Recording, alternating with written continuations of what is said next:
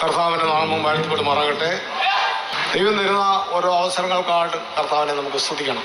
Hallelujah. ഇവിടെ സങ്കീർത്തനക്കാരൻ പറഞ്ഞിരിക്കുന്ന 2-ാം വാക്യത്തിൽ വായിച്ച ഒരു കാര്യം മാത്രം ഓർപ്പിപ്പാൻ ഞാൻ ആഗ്രഹിക്കുകയാണ്. യഹോവേ, എന്നെ പരീക്ഷിച്ച് ശോധന ചെയ്യണമേ, എൻ്റെ അന്തരംഗവും എൻ്റെ ഹൃദയവും പരിശോധിക്കണമേ. സ്തോത്രം. നമ്മൾ നമ്മെ തന്നെ പരീക്ഷിക്കണം, അത് നല്ലൊരു കാര്യമാണ്. എന്നാൽ ആരോടാ പറയേണ്ടത്? ദൈവമേ, നീ എന്നെ പരീക്ഷിച്ച് ശോധന ചെയ്യണം. സ്തോത്രം. ഇന്ന് ദൈവം നമ്മളെ പരീക്ഷിച്ചറിയുമ്പോൾ നമ്മുടെ ഹൃദയങ്ങൾ, നമ്മുടെ അന്തരംഗങ്ങൾ എല്ലാം എങ്ങനെയാണെന്ന് മനസ്സിലാകും. സ്തോത്രം. നമ്മളൊരു ഹോസ്പിറ്റലിൽ ചെന്ന് കഴിഞ്ഞാൽ അവർ പറയും ബ്ലഡ് ടെസ്റ്റ് ചെയ്യ്, അത് എന്നൊക്കെ പറയും.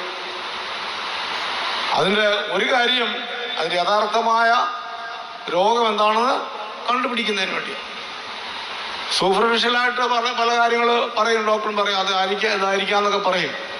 എന്നാൽ അതിൻ്റെ റിസൾട്ട് വരുമ്പോഴാണ് അതിൻ്റെ ഒറിജിനൽ അല്ലെങ്കിൽ അതിൻ്റെ യഥാർത്ഥ കാര്യം നമുക്ക് മനസ്സിലാക്കാൻ തന്നെ സാധിക്കും. അതുകൊണ്ട് നമ്മളിവിടെ ഇരുന്നുകൊണ്ട് കർത്താവെ എനിക്ക് വലിയ കുഴപ്പമൊന്നുമില്ല, പ്രാർത്ഥിക്കുന്നുണ്ട്, ജാഗരിക്കുന്നുണ്ട്, ആരാധനയ്ക്ക് കൂടുന്നുണ്ട്, ഇതൊക്കെ പറഞ്ഞ് നമ്മൾ തന്നെത്താൻ ഒരു പരുവത്തിലാവും. എന്നാൽ അതുകൊണ്ടൊന്നും ഒരു പ്രയോജനവും ഉണ്ടാകില്ല. Praise the Lord.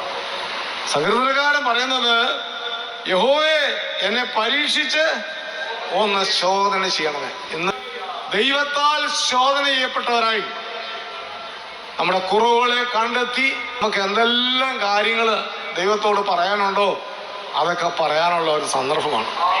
ആ രീതിയിൽ വിശ്വാസത്തോടുകൂടെ മുന്നോട്ട് പോകാൻ കർത്താവ് സഹായിക്കട്ടെ. ഈ പലരും തെറ്റിദ്ധരിക്കുന്ന ഒരു വിഷയമുണ്ട് ഉപവാസ പ്രാർത്ഥനയിൽ. ഞാൻ ദൈവത്തോട് പിടിച്ചു വാങ്ങിക്കും, ദൈവത്തോട് ഞാൻ പിടിച്ചു വാങ്ങിക്കും. സെക്രട്ടേറിയറ്റിന്റെ മുന്നിലും കമ്പനികളുടെ മുമ്പിലും സത്യാഗ്രഹം നടത്തുന്ന ആ ഒരു പരിപാടിയല്ല ഉപവാസം എന്ന് പറയുന്നത്. സ്തോത്രം അല്ലേ? ഞങ്ങളുടെ അവകാശവാദങ്ങൾ ഞങ്ങൾ വാങ്ങിച്ചെടുക്കുമെന്ന് പറഞ്ഞ് സെക്രട്ടേറിയറ്റിന് മുമ്പിൽ എത്ര മണിക്കൂർ വേണമെങ്കിലും നിരാഹാര സത്യാഗ്രഹം ചെയ്യും. അങ്ങനെയുള്ളൊരു സത്യാഗ്രഹമല്ല ഈ ഉപവാസം എന്ന് പറയുന്നത്. സ്തോത്രം. അത് നമ്മൾ ആദ്യം മനസ്സിലാക്കണം. സക്കറിയാവിന്റെ പുസ്തകം 7-ാം അധ്യായം അതിന്റെ 4 മുതൽ 10 വരെയുള്ള വാക്യങ്ങളൊന്ന് വായിച്ചാട്ടെ. സക്കറിയാവിന്റെ പുസ്തകം 7-ാം അധ്യായം 4 മുതൽ. സൈന്യങ്ങളുടെ യഹോവയുടെ അരുളപ്പാട് എനിക്കുണ്ടായത് എന്തെന്നാൽ, നീ ദേശത്തിലെ സകല ജനത്തോടും പുരോഹിതന്മാരോടും പറയേണ്ടത്, നിങ്ങൾ ഈ 70 സംവത്സരമായി 5-ാം മാസത്തിലും 7-ാം മാസത്തിലും ഉപവസിച്ച് വിലപിക്കുകയിൽ നിങ്ങൾ എനിക്ക് വേണ്ടി തന്നെയോ ഉപവസിച്ചത്? അതൊന്ന് ശ്രദ്ധിച്ച് കേൾക്കണേ. Praise the Lord. ഹല്ലേലൂയ. നിങ്ങൾ 5-ാം മാസവും 7-ാം മാസവും ഒക്കെ വലിയ ഉപവാസമൊക്കെ പ്രഖ്യാപിക്കും. ഈ നാളുകളിലാണെങ്കിൽ ഉപവാസ പ്രാർത്ഥനയുടെ വലിയ ബാനറുകളൊക്കെ കെട്ടി ടൈയും കോട്ടും സൂട്ടും ഒക്കെ നിന്ന് ഇട്ട് ഫോട്ടോകളൊക്കെ വെച്ചിട്ട് ഉപവാസ പ്രാർത്ഥന ഇരട്ടെടുത്ത് പ്രാർത്ഥിക്കണം. ദൈവത്തിന്റെ വചനം പറഞ്ഞിരിക്കുന്നു. സ്തോത്രം. ഇവിടെ വായിച്ചത് 5-ാം മാസവും 7-ാം മാസവും മാസത്തിൽ ഉപവസിച്ച് വിലപിക്കയിൽ നിങ്ങൾ എനിക്ക് വേണ്ടി തന്നെയോ ഉപവസിച്ചത്. നമ്മുടെ ഉപവാസം ദൈവത്തിന് വേണ്ടിയാണോ? ഇന്ന് പകൽ സമയത്ത് നമ്മൾ വലിയൊരു കാര്യം നമ്മൾ മനസ്സിലാക്കണം. ഒരു ദിവസം ഉപവസിക്കുന്നവരുണ്ട്, 3 ദിവസം ഉപവസിക്കുന്നവരുണ്ട്, 7 ദിവസം ഉപവസിക്കുന്നവരുണ്ട്, 14 ദിവസം ഉപവസിക്കുന്നവരുണ്ട്, 21 ദിവസം ഉപവസിക്കുന്നവരുണ്ട്, 40 ദിവസം ഉപവസിക്കുന്നവരുണ്ട്. കൂടാതെ അതിനെ കടത്തി വെട്ടി 41 വരും. സ്തോത്രം. 80 ദിവസം ഉപവസിച്ച ഒരു വ്യക്തി ഉണ്ട്. ആരാ? മോശ 40 ദിവസം ഉപവസിച്ചു. സ്തോത്രം. ഇന്ന് പകൽ സമയത്ത് നമ്മുടെ ഉപവാസത്തിന്റെ എണ്ണമല്ല ദൈവം നോക്കുന്നത്. ഹല്ലേലൂയ. ഇവിടെ പറഞ്ഞിരിക്കുന്നതാണ്. അതൊന്നുകൂടെ വായിച്ചാട്ടെ സഹോദരനെ. അപ്പോൾ സൈന്യങ്ങളുടെ യഹോവയുടെ അരുളപ്പാട് എനിക്കുണ്ടായത് എന്തെന്നാൽ, നീ ദേശത്തിലെ സകല ജനത്തോടും പുരോഹിതന്മാരോടും പറയേണ്ടത്, നിങ്ങൾ ഈ 70 സംവത്സരമായി 5-ാം മാസത്തിലും 7-ാം മാസത്തിലും എനിക്ക് വേണ്ടി തന്നെയോ ഉപവസിച്ചത്. 70 സംവത്സരമായിട്ട് ഉപവാസം. എല്ലാവരും ഈ വാക്യം വളരെ നോട്ട് ചെയ്യണം. 70 സംവത്സരം 5-ാം മാസോ 7-ാം മാസോ സ്ഥിരം ഉപവാസ പ്രാർത്ഥന. ആർക്കു വേണ്ടിയാ? ദൈവത്തിൻ്റെ ആ ചോദ്യത്തിങ്കിൽ ഇന്നിവിടെ ഇരിക്കുന്ന നമ്മളെ ഓരോരുത്തരെയും ഒന്ന് ശോധന ചെയ്യുവാനാണ്.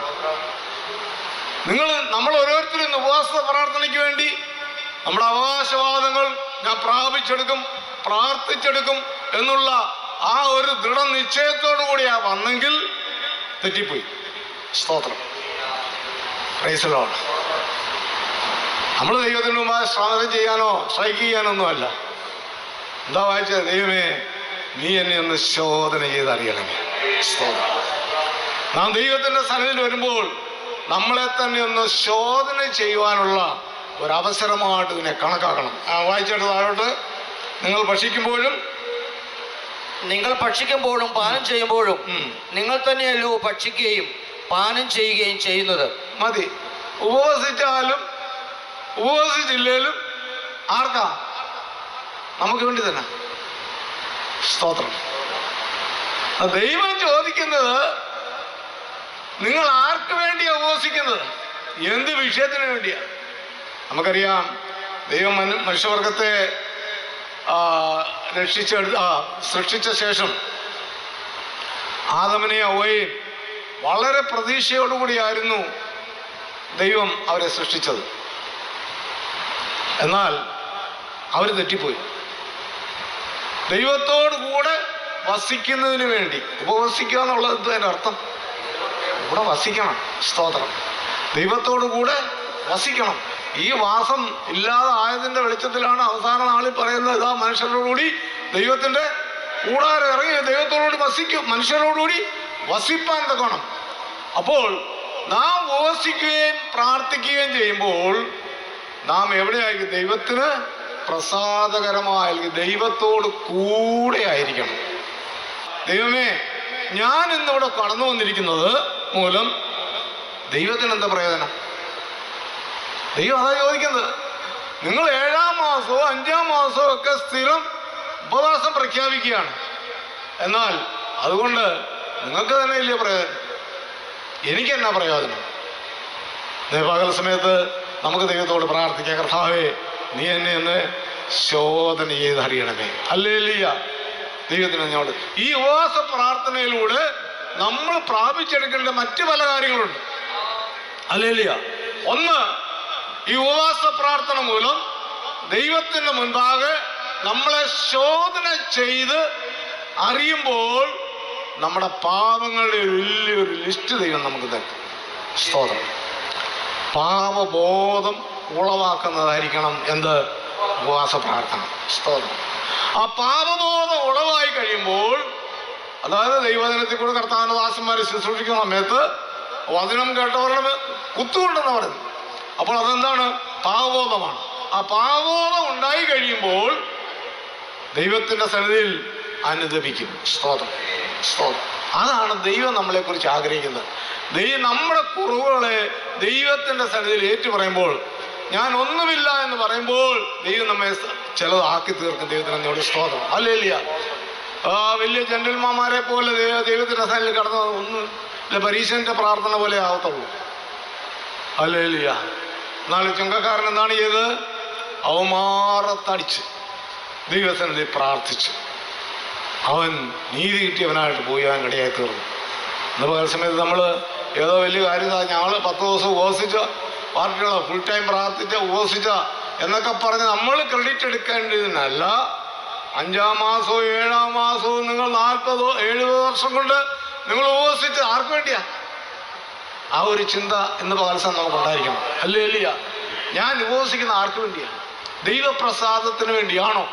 ദൈവം നമ്മളിൽ പ്രസാദിച്ചില്ലേ നമ്മുടെ ഉപവാസം കൊണ്ട് എന്താണ് കാര്യം? യെശയ്യാവിന്റെ പുസ്തകത്തിനകത്തൊക്കെ പറയുന്നുണ്ട്, ഇതാണോ നിങ്ങളുടെ ഉപവാസം അല്ലേ?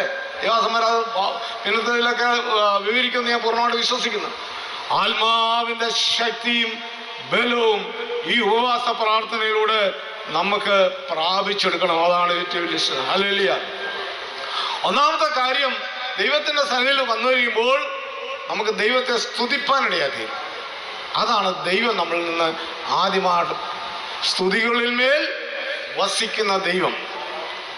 നാം ദൈവത്തിൻ്റെ സന്നിധിയിൽ വന്ന കർത്താവേ, എൻ്റെ ലിസ്റ്റ് ഇത്രയുണ്ട്, അതിന് മറുപടി തരണമേ എന്ന് പറഞ്ഞിട്ട് നമ്മൾ ഇവിടെ നിന്ന് പ്രാർത്ഥിച്ചാൽ വേറെ അനക്കം ഉണ്ടാവുമെന്ന് എനിക്ക് തോന്നുന്നില്ല. ദൈവപ്രസാദം ആദ്യമേ പ്രാപിക്കണം. നമ്മൾ ദൈവത്തിൽ നിന്നുള്ള പ്രസാദം നമ്മൾ പ്രാപിക്കണം. അപ്പോൾ ദൈവം നമുക്ക് വേണ്ടി ചിലത് പ്രവർത്തിക്കും. അപ്പൊ സ്തുതികളിൽ മേൽ വസിക്കുന്ന ദൈവത്തെ ഹല്ലേലൂയ നമ്മുടെ സ്തുതികളിൽ ഇറക്കിക്കൊണ്ട് വരുന്നതിന് വേണ്ടി ചെയ്യേണ്ട ആദ്യത്തെ പ്രവൃത്തി, കർത്താവേ നീ തന്നിട്ടുള്ള സകലത്തിന് നിനക്ക് സ്തോത്രം. ഹല്ലേലൂയ. നീ എന്നെ ഇത്രത്തോളം കൊണ്ടുവരുവാൻ എൻ്റെ ദാവീദ് പറഞ്ഞ എൻ്റെ ജീവിതത്തിൽ ഒരു നന്മയില്ല. ഇവിടെ നിന്നൊന്ന് ചിന്തിച്ചു നോക്കിക്കോട്ടെ. ഞാൻ കഴിഞ്ഞ ദിവസം ഞാൻ ചിന്തിക്കുകയായിരുന്നു, ഒരു 50 വർഷം മുമ്പ് നമ്മുടെ കേരളം എങ്ങനെയായിരുന്നു? ഒരു സ്വന്തമായിട്ടൊരു നല്ലൊരു മുണ്ട് ഒരു കല്യാണത്തിന് പോകണമെങ്കിൽ കാണത്തില്ല. അതിനെന്ത് ചെയ്യും? അവിടെ പക്ഷേ പലരും എന്ത് ചെയ്യും? അടുത്തുള്ള വീടുകളിൽ പോയി ഡബിൾ മുണ്ട് വാങ്ങിക്കും. അച്ഛാ ഇന്ന് കല്യാണം, എനിക്ക് അന്നേരം പറയും അത് കറയൊന്നും ഉണ്ടാക്കാതെ വീഴ്ത്താതെ ഇത് തിരിച്ചു കൊണ്ട് തരണേന്ന് പറയും. അതുപോലെ ചട്ടയായാലും മുണ്ടായാലും നേരിയതായാലും അമ്മമാർ അയലോക്കത്ത് പോയി വാങ്ങിക്കുമായിരുന്നു. സ്തോത്രം. ഞാൻ കണ്ടിട്ടുണ്ട്, ഞങ്ങളുടെ വീട്ടിലും വന്നിട്ടുണ്ട്. ഞാൻ പറഞ്ഞതിൻ്റെ കാര്യം, ദൈവം നമ്മളെ ഇത്രത്തോളം കൊണ്ടുവരുവാൻ. രാവിലെ സമയത്ത് ആരാധനയ്ക്ക് പോകുമ്പോൾ ഏതാണ് കൊടുക്കേണ്ടതെന്ന് അറിയാതെ കുഴഞ്ഞു പോവുകയാണ് നമ്മളിപ്പോൾ. ഹല്ലേലൂയ. അത് തുറന്നു നോക്കി, അലമാരി തുറന്നു നോക്കിക്കഴിഞ്ഞാൽ ഇതിലേതാണ് ഇടേണ്ടതെന്നുള്ളൊരു ചിന്താഭാരത്താലാണ് നമ്മളായിരിക്കുന്നത്. എന്നാൽ നാം ദൈവത്തിൻ്റെ സന്നിധി വരുമ്പോൾ നമ്മൾ ദൈവത്തോട് ഹല്ലേലൂയ നന്ദിയുള്ളവരായിരിക്കണം. പിന്നെ ഈ സ്തുതി സ്തോത്രങ്ങൾ അർപ്പിച്ചു കഴിയുമ്പോൾ പിന്നെ ആണല്ലോ പ്രാർത്ഥന കാര്യങ്ങളെല്ലാം കഴിഞ്ഞിട്ട് വചനധ്യാനം ലഭിക്കുന്നത്. വചനം ധ്യാനിക്കുമ്പോഴാണ് നമ്മുടെ ഹൃദയത്തിൻ്റെ അന്തരംഗത്തിൽ എന്ത് ചെയ്യുന്നത്? ക്രിയ ചെയ്യുന്നത്. സ്തോത്രം. ഉപവാസ പ്രാർത്ഥനയുടെ ഓരോ സ്റ്റെപ്പുകളാണ് ഞാൻ പറയണം. നമ്മളിങ്ങോട്ട് വരും, ദേവാസന്മാർ ഒരു പാട്ട് പാടും, അല്ലെ 2 പേര് പ്രാർത്ഥിക്കും. അതോടുകൂടി ഇന്നിനി എൻ്റെ ലിസ്റ്റ് അങ്ങ് നിരത്തി വെക്കാമെന്ന് ആരും ചിന്തിക്കരുത്. സ്തോത്രം.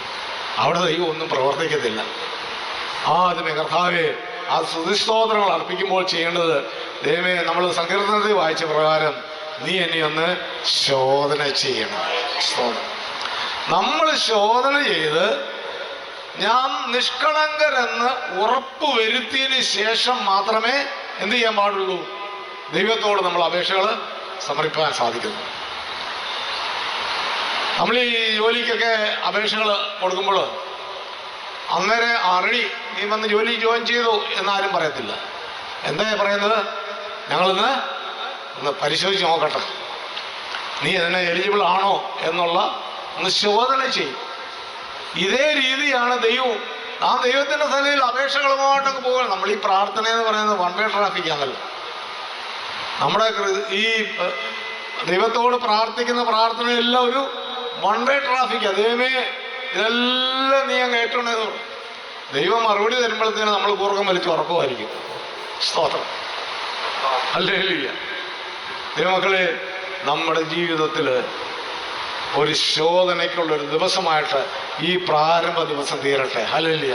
ദൈവമേ നീ എന്നെ ഒന്ന് ശോധന ചെയ്ത് അറിയണം. 139 സങ്കീർത്തനം ഒന്ന് വായിച്ചോട്ടെ.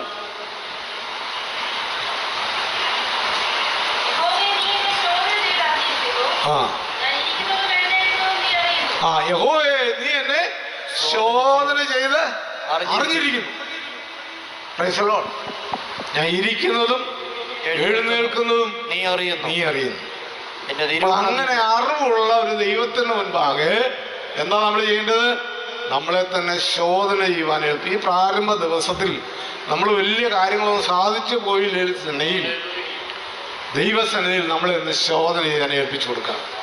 ദൈവത്തിൻ്റെ ഹല്ലേലൂയ കൃപ കടാക്ഷം നമ്മുടെ മേലുണ്ടായിരിക്കണം. ദൈവം നീ എന്നെ ശോധന ചെയ്ത് അറിഞ്ഞിരിക്കുന്നു. അടുത്ത ഞാൻ ഇരിക്കുന്നതും എഴുന്നേൽക്കുന്നതും നീ അറിയുന്നു. എന്റെ നിരൂപണം നീ ദൂരത്ത് നിന്ന് ഗ്രഹിക്കുന്നു. എന്റെ നടപ്പും കിടപ്പും നീ ശോധന ചെയ്യുന്നു. എന്റെ വഴികളൊക്കെയും നിനക്ക് മനസ്സിലായിരിക്കുന്നു. യഹോവേ നീ മുഴൽ അറിയാതെ ഒരു വാക്കും എന്റെ നാവിന്മേലില്ല. നീ മുമ്പും പിമ്പും എന്നെ അടച്ച് നിന്റെ കൈ എന്റെ മേൽ വെച്ചിരിക്കുന്നു. 139 സങ്കീർത്തനം വായിച്ചു കഴിഞ്ഞാൽ നമുക്ക് എല്ലാ കാര്യങ്ങളും മനസ്സിലാവും. നമ്മളെ ശോധന ചെയ്ത് അറിയുന്ന ഒരു ദൈവത്തിന് മുൻപാകെ ഇടത്തമായിരിക്കുന്നത്. ദൈവത്തിന്റെ പരിശുദ്ധാത്മാവ് നമ്മുടെ മേൽ ധാരാളമായിട്ട് ക്രിയ ചെയ്യുവാൻ തുടങ്ങണം. ദൈവങ്ങൾ നമുക്ക് സമർപ്പിക്കാം. നമ്മൾ പ്രാർത്ഥന മാത്രമല്ല ആയിരിക്കരുത്, പ്രാർത്ഥനയുടെ കൂടെ എന്തുണ്ടായിരിക്കണം? യാചന ഉണ്ടായിരിക്കണം. സ്തോത്രം. ദൈവത്തോട് യാചിക്കണം. പ്രാർത്ഥന ആർക്കും പ്രാർത്ഥിക്കാം, പ്രാർത്ഥിച്ചു പോവാം. ഇസ്രായേലിന്റെ രാജാവായ ശലോമോൻ വരെ ദൈവത്തോട് പറഞ്ഞത്, ആലയത്തിൽ നിന്നുകൊണ്ട് പ്രാർത്ഥിച്ചെന്നാണ്, ഈ ജനം ഈ ആലയത്തിൽ വന്ന് പ്രാർത്ഥിക്കുകയും യാചിക്കുകയും ചെയ്യുമ്പോൾ നീ അവർക്ക് ഉത്തരം നൽകണം. നമ്മൾ പാടാറുണ്ടല്ലോ, പ്രാർത്ഥന കേൾക്കണമേ കർത്താവേ, യാചന നൽകണമേ കർത്താവേ, യാചന നൽകണമേ. പുത്രന്റെ നാമത്തിൽ ചോദിക്കും കാര്യങ്ങൾ, പുത്രന്റെ നാമത്തിൽ ചോദിക്കും കാര്യങ്ങൾ, ഉത്തരം തന്നാരുളാം എന്നുള്ളോരോ വാഗ്ദത്തം പോൽ ദയവാൻ, എന്നുള്ളോരോ വാഗ്ദത്തം പോൽ ദയവാൻ. പ്രാർത്ഥന കേൾക്കണമേ കർത്താവേ, യാചന നൽകണമേ കർത്താവേ, യാചന നൽകണമേ. നമ്മുടെ പ്രാർത്ഥന ദൈവം കേൾക്കും, യാചനയ്ക്ക് ദൈവം മറുപടി നൽകി തരും. സാറേ എനിക്ക് 5 രൂപ തരണേ എന്നത് യാചിക്കുമ്പോൾ ചെയ്യുക. അത് യാത്രക്കാരെന്ന് പറയുന്നത്. നമ്മൾ എത്ര ധൃതിയായാലും ചിലപ്പോൾ കൊടുത്തിട്ട് പോകും. ഇതുപോലെ ദൈവത്തിന്റെ സന്നിധിയിൽ നമ്മൾ വിഷയങ്ങൾ സ്തോത്രയാഗമായിട്ട് അർപ്പിച്ച് ഏൽപ്പിച്ചു കഴിഞ്ഞിട്ട്, ദൈവമേ എനിക്ക് നിനക്ക് ഈ മറുപടി തരണമെന്ന് ദൈവത്തിന്റെ സന്നിധി നമ്മൾ യാചിക്കണം. ദൈവത്തിന് നീയോട് സ്തോത്രം. ഹല്ലേലൂയ. പിന്നെ അവിടെ പ്രാർത്ഥനയാണല്ലോ വിഷയം. ഉപവാസ പ്രാർത്ഥന എന്നല്ലേ പറയുന്നത്. പ്രാർത്ഥനയിൽ ഉണ്ടായിരിക്കേണ്ട മറ്റൊരു വിഷയമാണ് എന്ത്? വിശ്വാസം. വിശ്വാസത്തോടുകൂടി പ്രാർത്ഥന ദീനക്കാരനെ സൗഖ്യമാക്കും. സ്തോത്രം. പലരും പലരുടെ നിർബന്ധത്തിൽ പ്രാർത്ഥിക്കാറുണ്ട്. പക്ഷേ ഇവർക്ക് വേണ്ടി ഒന്ന് പ്രാർത്ഥിച്ചേക്കണേ. അത് എത്രത്തോളം ഫലിക്കുമെന്ന് എനിക്കറിയത്തില്ല. അവരെ പ്രീതിപ്പെടുത്താനായിട്ട് ഒരു പ്രാർത്ഥന ഞാൻ പ്രാർത്ഥിക്കും. പക്ഷെ വിശ്വാസത്തോടുകൂടിയ പ്രാർത്ഥന രോഗിക്ക് സൗഖ്യം ഉണ്ടാകും. സ്തോത്രം. നമ്മുടെ വിശ്വാസം എങ്ങനെയാണ്? കടുമണിയോളമുള്ള വിശ്വാസമാണോ? കടുമണി എന്ന് ചിലർ വിചാരിക്കുന്നത് എന്താണ്? ചെറിയ വിശ്വാസം എന്നല്ല. അങ്ങനല്ലത്. നിറഞ്ഞ വിശ്വാസം. കടുവ് പൊട്ടിക്കുന്ന സഹോദരിമാർക്കറിയാൽ കടുവ് പൊട്ടിച്ചാൽ രണ്ടായിട്ട് കീറിയാൽ അതിനകത്തിൽ ഒട്ടും വായിക്കുമില്ല. എന്താ ഉള്ളത്? നിറമാണ്. അപ്പൊ നിറഞ്ഞ വിശ്വാസം ഉണ്ടായിരിക്കണം. ഏത്? ദൈവം എന്റെ പ്രാർത്ഥനയ്ക്ക് മറുപടി തരുമെന്നുള്ള ആ ഉത്തമ ബോധ്യം ഉണ്ടായിരിക്കണം. ഹല്ലേലൂയ. നമുക്കറിയാം, പത്രോസിന്റെ വിടുതലിന് വേണ്ടി സഭ മൊത്തമായിട്ട് പ്രാർത്ഥിക്കുകയായിരുന്നു. ഭയങ്കര പ്രാർത്ഥനയായിരുന്നു. പക്ഷേ പത്രോസ് രംഗത്ത് വന്നപ്പോൾ അവർ പറയാണ് അവന്റെ ഭൂതമായിരിക്കും. സ്തോത്രം. നമ്മുടെ പ്രാർത്ഥന എങ്ങനെയാണോ? ഹല്ലേലൂയ. തികഞ്ഞ വിശ്വാസം നമ്മുടെ ജീവിതത്തിൽ ഉണ്ടായിരിക്കട്ടെ. Praise the Lord. ഇന്നിവിടെ ഇരുന്ന് പ്രാർത്ഥിക്കുമ്പോൾ നമ്മൾ ഏതെല്ലാം വിഷയങ്ങളെ ഓർത്ത് നമ്മൾ പ്രാർത്ഥിക്കുന്നു, ആ വിഷയങ്ങൾക്ക്, നമ്മുടെ യാതനകൾക്ക് ദൈവം മറുപടി തരണം എന്നുണ്ടെങ്കിൽ നമ്മുടെ നിറഞ്ഞ വിശ്വാസം ഉണ്ടായിരിക്കണം. സ്തോത്രം. അല്പം പോലും വാക്യം ഉണ്ടാവാൻ പാടില്ല. ദൈവമക്കളെ, ദൈവം നമ്മളെ കുറിച്ച് ആഗ്രഹിക്കുന്ന ഈ വിധത്തിലുള്ള വിശ്വാസമാണ്. അല്ലേ? വലിയ ഉണർവ് പ്രസംഗങ്ങളൊന്നും അല്ല നമുക്ക് ആവശ്യം. ദൈവസന്നിധിയിൽ ശാന്തമായിരുന്ന് ദൈവത്തിൻ്റെ വചനത്തിൻ്റെ ആഴത്തെക്കുറിച്ച് ഗ്രഹിപ്പാനും, കർത്താവേ അത് എൻ്റെ ജീവിതത്തിൽ ഇപ്രകാരമാണോ എന്ന് നമുക്കൊന്ന് ശോധന ചെയ്യുവാൻ നമ്മുടെ കർത്താവ് സഹായിക്കുമാറാകട്ടെ. ദൈവത്തിന് നന്ദിയോട് സ്തോത്രം. സക്രിയാവിന്റെ പുസ്തകത്തിൽ വായിച്ച ആ വാക്യം ഒന്നുകൂടെ ഒന്ന് വായിച്ചാട്ട്.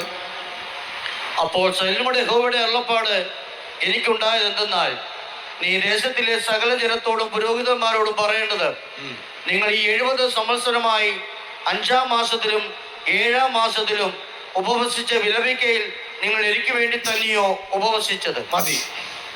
ഈ ഒരു ചോദ്യം ഇന്ന് പകൽ സമയത്ത് എല്ലാവരുടെയും ജീവിതത്തിൽ ഉണ്ടായിരിക്കട്ടെ. ഞാൻ ഉപവസിക്കുന്നത് എനിക്ക് വേണ്ടി തന്നെയോ? നിങ്ങൾ 5-ാം മാസത്തിലും 7-ാം മാസത്തിലും ഒക്കെ ഉപവസിക്കുന്നു, നിങ്ങൾ ഭക്ഷിക്കുന്നു, നിങ്ങൾ പാനം ചെയ്യുന്നു, അത് എനിക്ക് വേണ്ടിയോ? Praise the Lord. നമ്മുടെ ഉപവാസം ദൈവത്തിന് പ്രസാദകരമായിരിക്കട്ടെ. ഹല്ലേലൂയ.